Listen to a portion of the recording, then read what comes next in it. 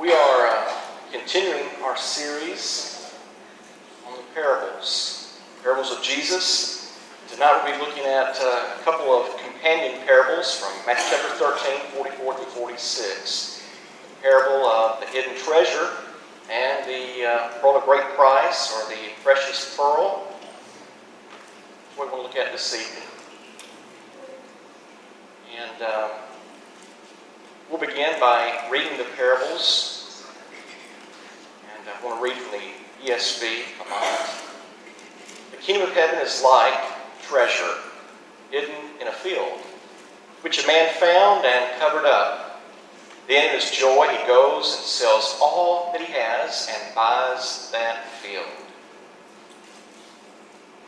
Again, the kingdom of heaven is like a merchant in search of fine pearls, who, on finding one pearl of great value, went and sold all that he had and bought it.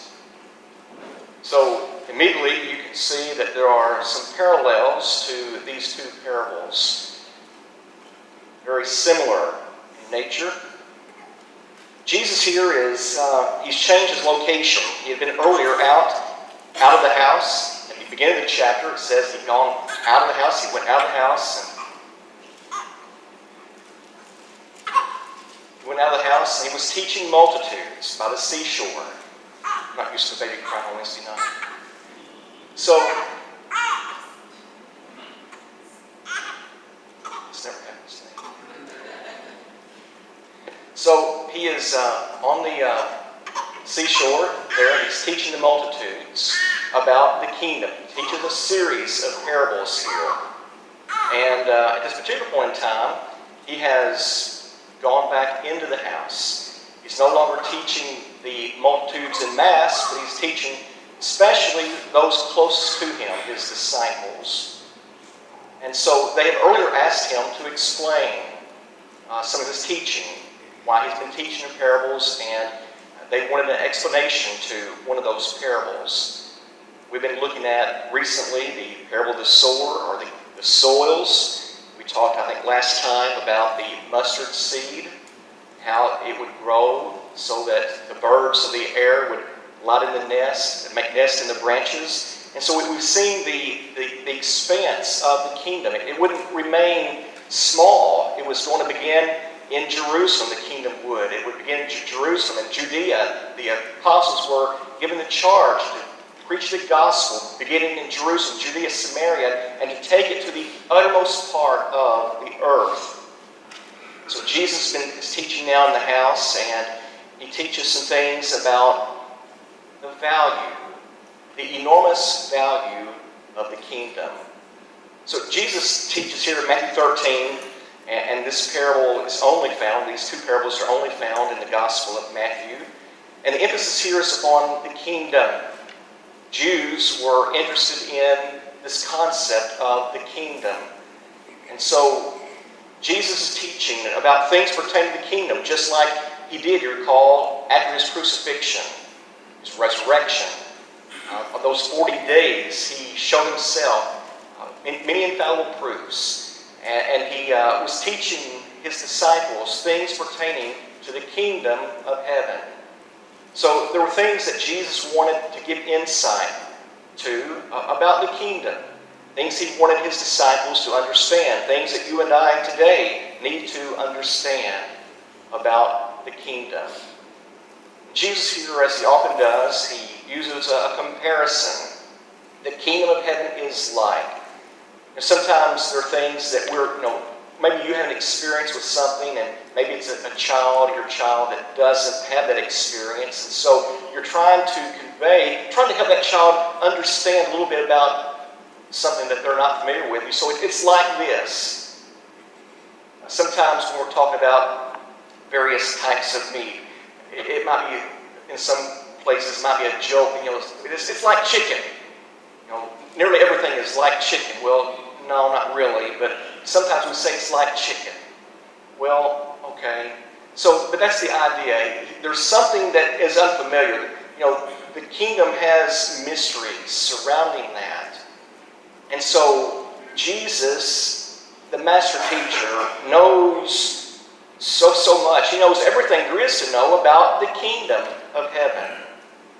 And the disciples, not so much. The disciples continue to struggle with the kingdom and its nature and what it's all about. So Jesus says, so often he says, the kingdom of heaven it's like this.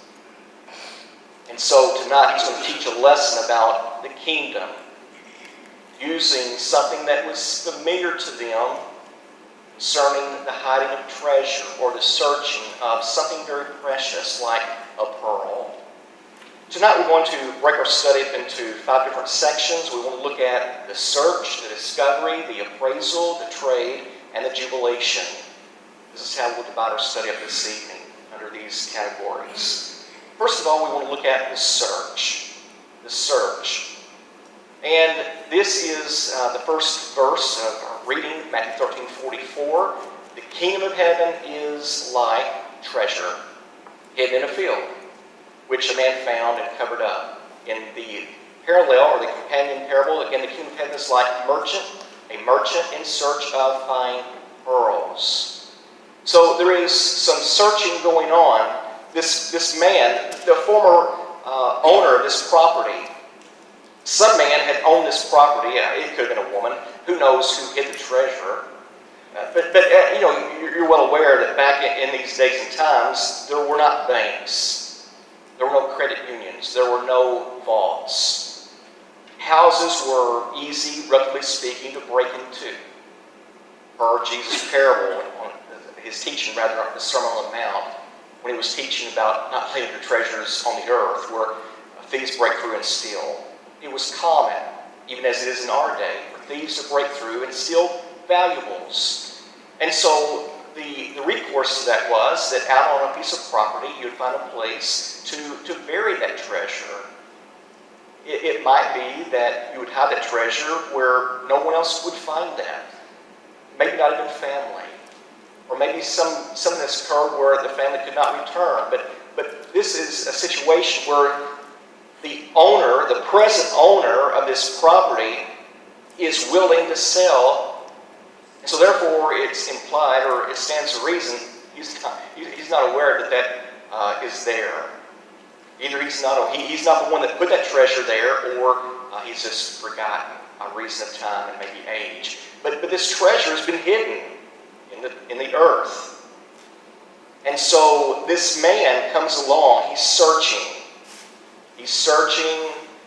Maybe he just accidentally comes across this. There's some to believe one of the main contrasts in this parable and the one from 44 through 46 is that the second one, the man was intentionally, deliberately searching for fine pearls. That was what he was looking for. Whereas this man, it just says he found this treasure. And so we don't know what was behind it. We don't know whether he was specifically and intentionally looking for treasure that might be buried in this field. But whatever the case may be, there is some searching going on. There is the search. God wants you and me, as humans, to do some searching.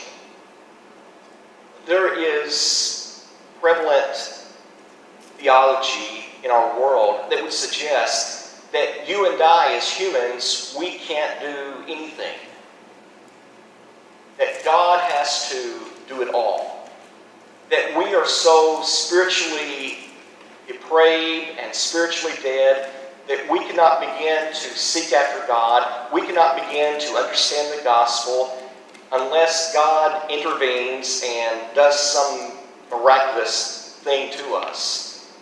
That's just not the case. The gospel is preached.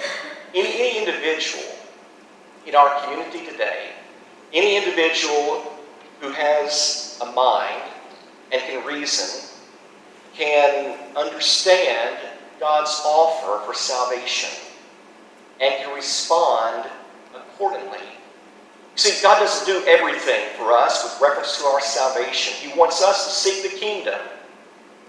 He wants us to seek Him. Hebrews chapter 11, verse 6. He wants us to diligently seek Him.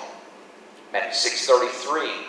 But seek ye first the kingdom of God or of heaven and His righteousness. And all these things, Jesus said, shall be added unto you. Jesus Himself, the Son of God, the Master Teacher, taught the disciples to seek the kingdom, to seek God. And so He wants us to seek righteousness. God calls on you and me to be seekers, to be searchers. And so we give emphasis tonight that there is a personal endeavor that's going on here. An individual effort that must take place in order to find the kingdom. It is a personal endeavor that involves effort, energy, and time. This man that went and searched and found this, as well as the merchant man who was searching for goodly pearls, they were spending some time, some energy. It was something that was deliberate. They were looking. They weren't sitting back in their easy chair, as it were, with their eyes closed. They weren't drinking lemonade in the shade, but they were searching. Now, the spiritual application of that is that you and I got to be searching. Are we willing to use our energy? Are we willing to use our minds to dig beneath the surface? All too often, we just want what's laying on the surface. And perhaps because we're just taking what's on the surface, we're missing out on so much.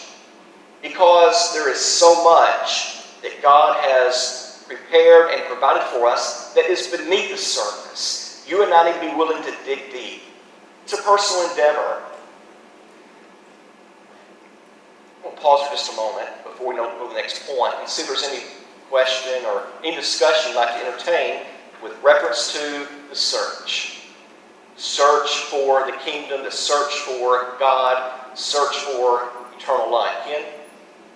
It's completely in consonance with the fact that we've been given free will. Those in the denominational world who suggest that saved or there's some work of the Holy Spirit basically tugging on their hearts, answer the call. It doesn't work that way. The person has to be seeking. They have to hear the word taught. They have to be taught the plan of salvation. And when they are baptized, when they answer that call, that's when they receive the Holy Spirit. The Holy Spirit does not work on someone's heart and then they answer the call. The Holy Spirit comes in after they answer the call. Because if the Holy Spirit did that, that means that the person doesn't have free will. Thank you, Ken. And also, if God is picking and choosing who is saved, then He is partial. And Peter teaches that God is not a respecter of persons. The gospel is for all. God desires that all men be saved. And so God has put, if I can use the expression, He's put the ball in our court, as it were. We've got to respond to that. We've got to seek and to search. Anything else before we move along? Thank you, Ken. Let's think then about the discovery. If I cut you off there, I apologize. We can always come back. The discovery. The kingdom of heaven is like a treasure hidden in a field, which a man found and covered up. It's like a merchant in search of fine pearls, who, on finding one pearl of great value. And so there's something that's very precious, something that is valuable, that is discovered.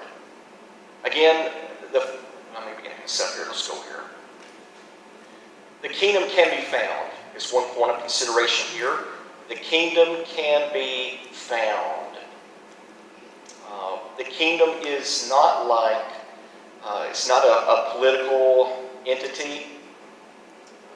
It's not one that has physical boundaries. But yet it can be found. The kingdom can be found. Even though we're talking about spiritual things that are not always readily apparent. It is discovered perhaps by accident, the first individual here, the man who found the treasure that has been buried in a field. Maybe he was not really looking for it. Sometimes there are people who are just out here, they're lost, and they accidentally happen upon the truth. Think about the Samaritan woman. The Samaritan woman was not looking for Jesus that day. She was not looking for salvation that day. She was simply coming looking for water. When she had this encounter with Jesus of Nazareth, the Messiah. And so, by that exchange, she became a believer and went into the city and had all the others to come out as well to hear this man who had told her all things ever she had done. And so this Samaritan woman, by accident, she came to learn of Christ. As well as Saul of Tarsus in Acts chapter 9, when he was on his way to Damascus, he was not in search of the Savior, the Messiah. Quite the contrary, he was looking for Christians that he could persecute, that he could render, that he could have them arrested, imprisoned, if not even martyred. Saul of Tarsus, he was not searching for the truth, but Jesus, he came on the scene, speaking to Saul of Tarsus, and ultimately, Saul was told to go into the Sea of Damascus, and there he would be told what he must do. Saul ultimately came to believe on Christ, and he obeyed the truth. Acts 22:16. So there's any number of examples in the New Testament. There was Zacchaeus. Zacchaeus, he didn't expect what occurred. He went up there in that sycamore tree. He knew Jesus would be coming that way. And he wanted to get a glimpse of Jesus. He had no idea that Jesus would have said to him, Zacchaeus, you need to come down. Today I want to come and abide in your house. He had no anticipation of that exchange that would occur, whereby his heart would be pricked and softened, and he would make such a statement of penitence. Jesus would say that this is a son of Abraham. So, sometimes people marry. Sometimes an unbeliever marries a Christian. And they're not in search of the truth. They're just in search of that bond, the blessing of that marital relationship. And they happen to come with their spouse in the assembly. Maybe even have a Bible study thereafter. But over a period of time, they hear, they investigate, they learn accidentally, as it were, the message of glad tidings and how to be saved through Christ and His church. Sometimes it is just a person truly searching. A person might be disgruntled with sectarianism. A person might be actively searching for the truth and searching the Lord's way, much like the treasure of Ethiopia in Acts chapter 8. He was a man that had gone to Jerusalem to worship God. He was on his way back home, but nonetheless, he had the Bible opened. The Old Testament prophet Isaiah 53. He was searching. He didn't understand everything he was reading, but he was looking for truth. He wanted to know God. He wanted to know about the Messiah.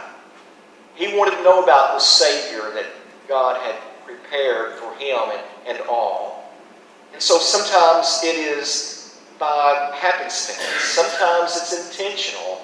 It really doesn't matter which way it is for you or me or another. It doesn't matter how we come to get into the kingdom. What's important is that we come to find it and recognize its potential, its value, and seize the moment. That's what's important. Pause a moment. Discussion, question.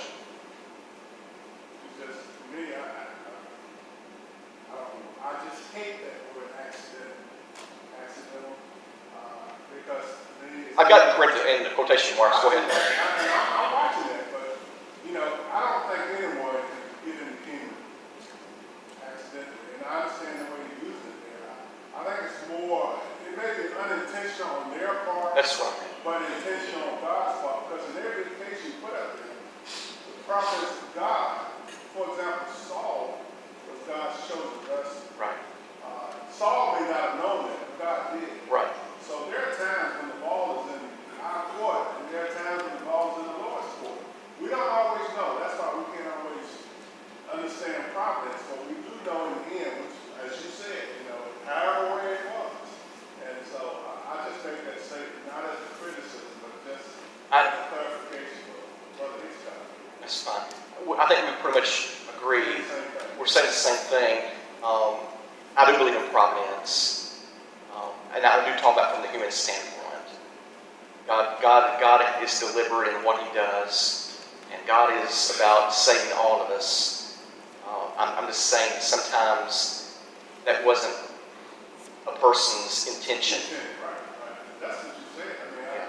I'm saying it simple because even though it may not be my intention to become a Christian, in God's providence, He can see something in me that I don't see in myself.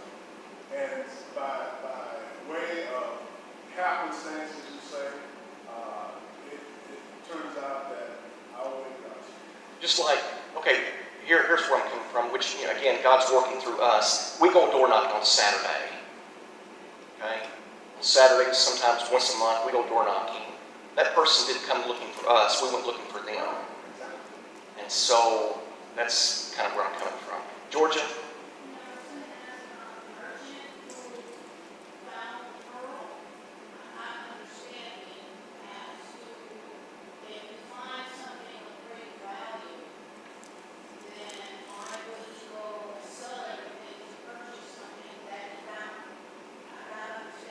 We're going to get to that in just a moment. Okay? You'll get in just a moment. And if I don't answer it to your satisfaction, ask for further clarification. We'll move along. The next is the appraisal. The appraisal. Sometimes we want to sell something. It might be a house, it might be a boat, it might be jewelry, and we often go to somebody who is schooled and skilled in making proper valuations of what it is either that we're selling or wanting to buy. The kingdom of heaven is like treasure and like a precious pearl. So in this parable, Jesus is teaching about the value. You can't put a price tag on the kingdom. Jesus' blood, there's a contrast oftentimes between Jesus' valuation of the kingdom and man's valuation of the kingdom. There can be great disparity between the two. Jesus thought so much about the kingdom that He was willing to purchase it or her with His own blood. Jesus gave His life's blood for the kingdom, for the church. Acts 20:28, also Ephesians 5:25. Husbands are taught to love your wives, even as Christ loved the church and gave Himself for her. Each of us must assess the value of the kingdom. So you and I individually, any man that we're studying with, they can't go to some third party and ask them about the value of the kingdom. It is something that they've got to come to the realization about personally themselves. And our assessment will dictate our commitment and actions. Now, Georgia here, this man, okay, so he finds this treasure and he goes and he sells everything he has to purchase that field. The man who is seeking fine pearls, he sells everything he has in order to purchase this one rare, precious pearl. That's the nature of the kingdom.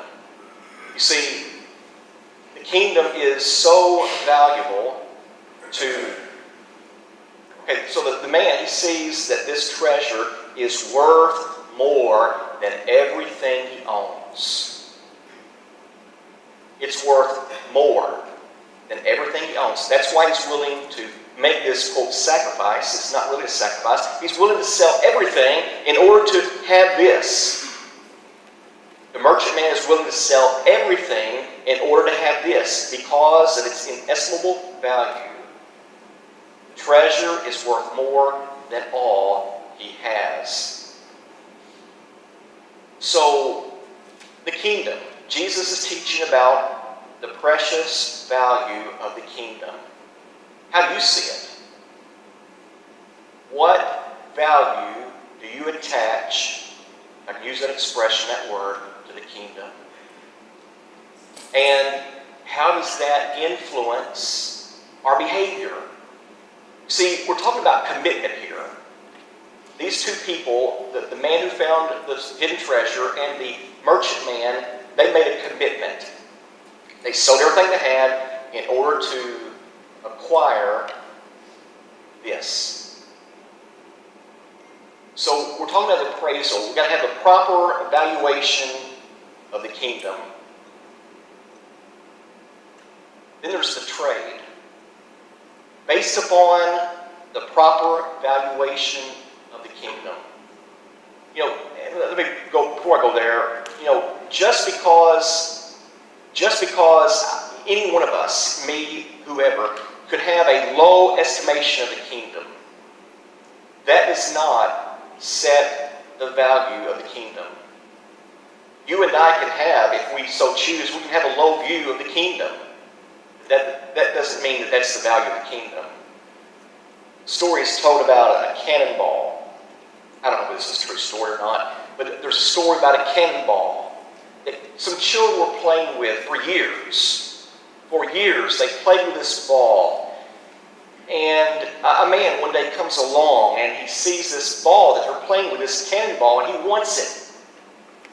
And he buys it from these kids, I suppose, for $25.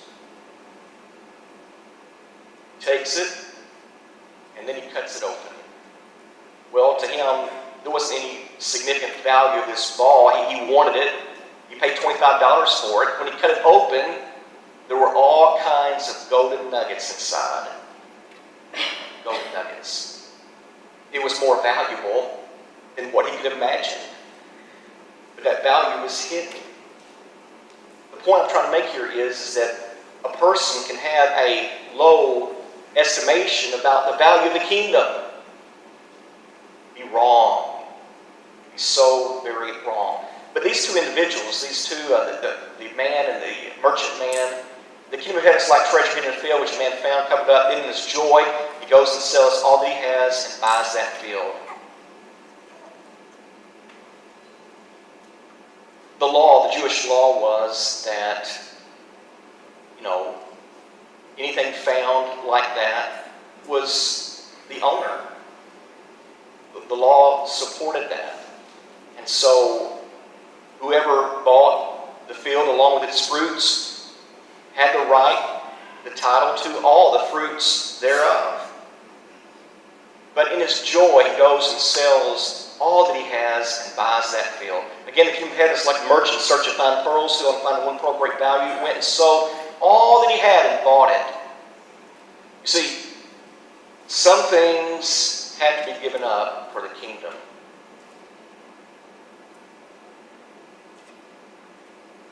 You and I cannot have everything. In the world, there are things that are good and there are things that are evil. There is light and there is darkness. You and I cannot embrace both.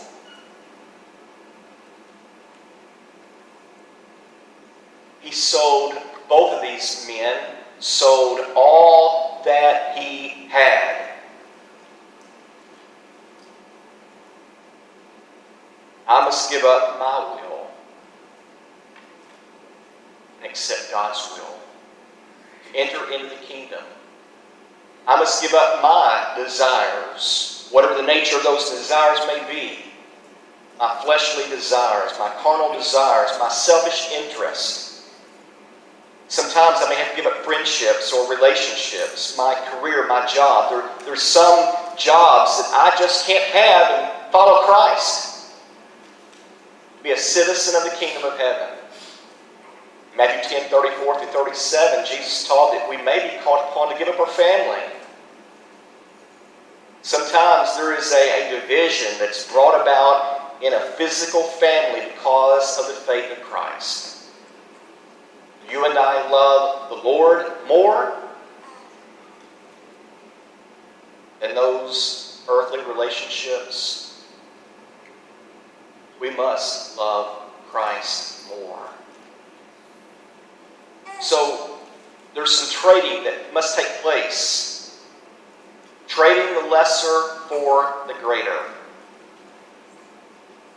In every instance, everything that you and I sacrifice, everything that we give up in order to enter into the kingdom of heaven, we are trading the lesser for the greater. That's what these two men did. We're always getting a bargain. We need to recognize that. And when we recognize the true worth of the kingdom, we'll be willing to pay any price to obtain it. Any sacrifice we must make to have a right relationship with God is reasonable.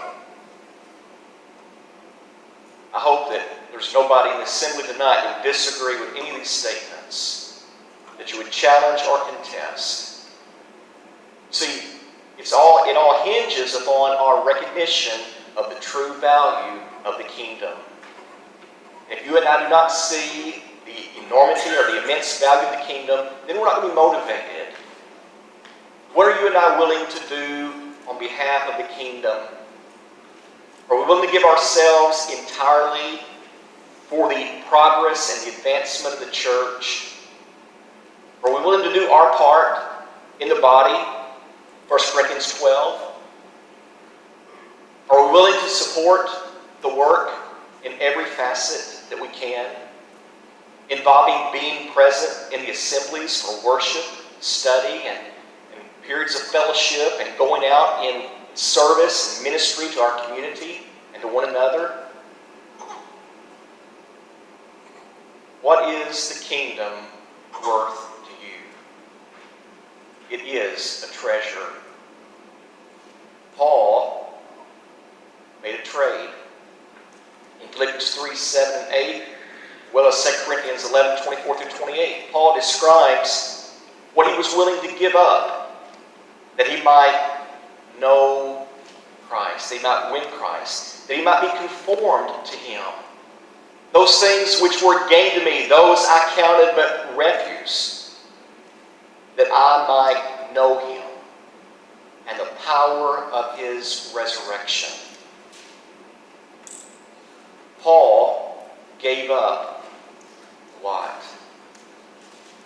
His standing in the Jewish faith, religion, among the Sanhedrin. 2 Corinthians 11, 24 through 28, Paul describes the discomfort, the pain, the things that he undertook for Christ and the kingdom. Being beaten, being stoned, imprisoned, cold, wet, hungry. He did all of that for the sake of the kingdom. He traded his comfort in the Jewish religion to suffer Christ. What about you and me? What are we willing to give up to know Christ? Whatever gain I had, I counted as loss for the sake of Christ. Indeed, I count everything as a loss because of the surpassing worth of knowing Christ Jesus my Lord. For his sake I have suffered the loss of all things and count them as rubbish in order that I may gain Christ. How real is Jesus to you and me?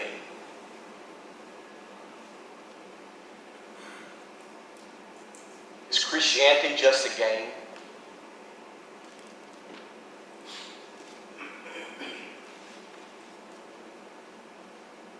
And finally, the jubilation.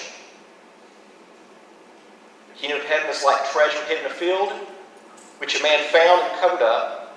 Then in his joy he goes and sells all that he has and buys that field. For joy. He has found something magnificent. The greatest treasure in all the world. Right there. And that's the way it is for you and me with reference to the kingdom.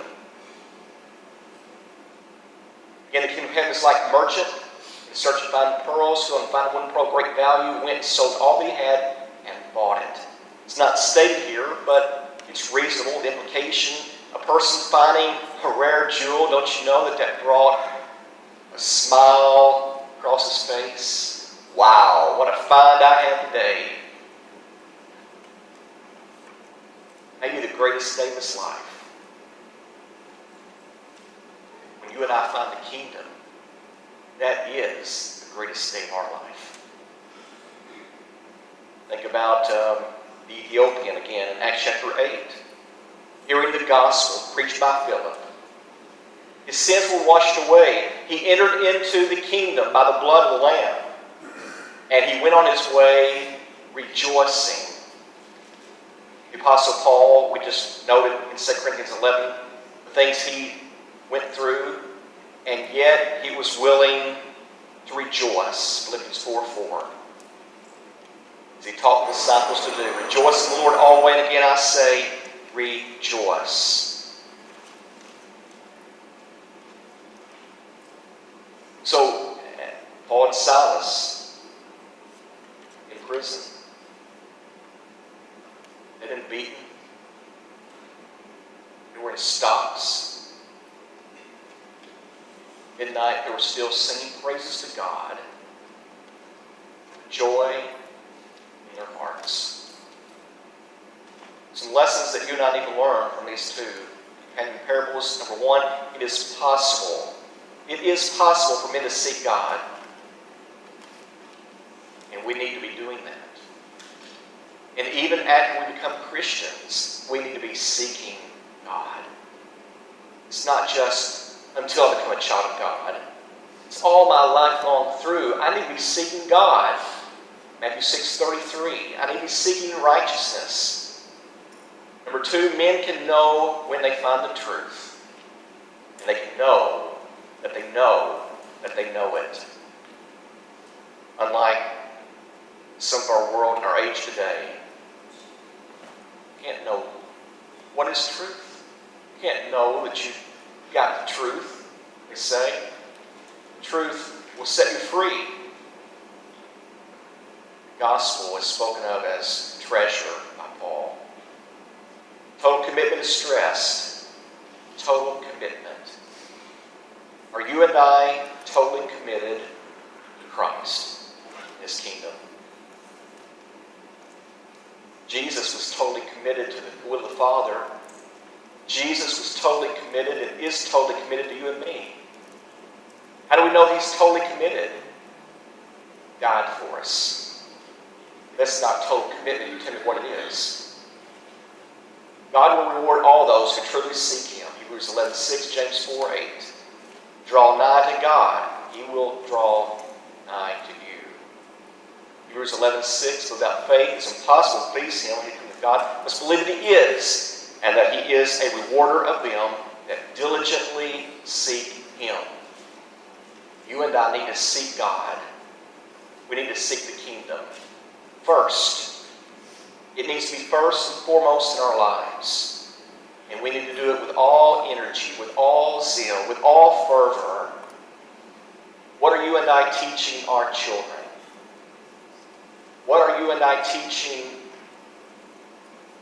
the young ones here in the Lord's church about our priorities and the valuation that we place upon the Lord's kingdom? I hope that every one of us, we're showing that we're serious, that our Christianity is real, that it is genuine, as we give our all to the one who has given His all for us.